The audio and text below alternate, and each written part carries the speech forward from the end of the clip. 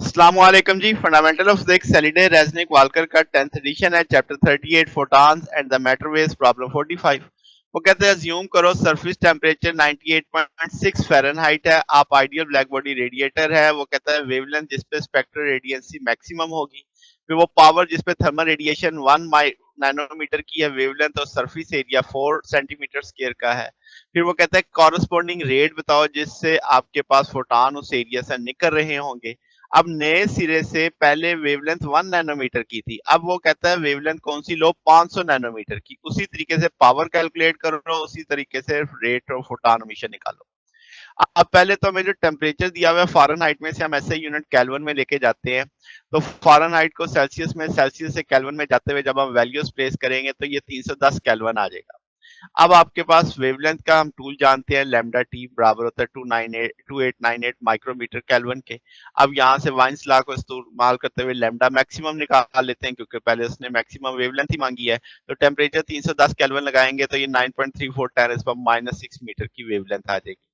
Spectral रेडियंसी की बात करें, प्लैंक्स का टूल हमें जानते हैं, 2 pi c square h lambda 5 1 over e की power h c h lambda k T minus one. सारी वैल्यूज पता है, 2 पाई पता है, सी पता है, एच पता है, लैम्डा की वैल्यू हमने निकाल ली है। सारी वैल्यूज को प्लेस करेंगे तो जनाब ये आपके पास 3.67 10 पर 7 वाट पर मीटर क्यूब आ जाएगा। अब हमें स्पेक्ट्रल रेडियंसी पता है, पावर का टूल होता है spectral radiancy into area into change in wavelength. तो वो सारी वैल्यूज हमने प्लेस कर दी। हमें पता है डेल्टा लैम्डा की वैल्यू उस केस के लिए उसने बता दी थी कि कितनी है, 1 नैनोमीटर है।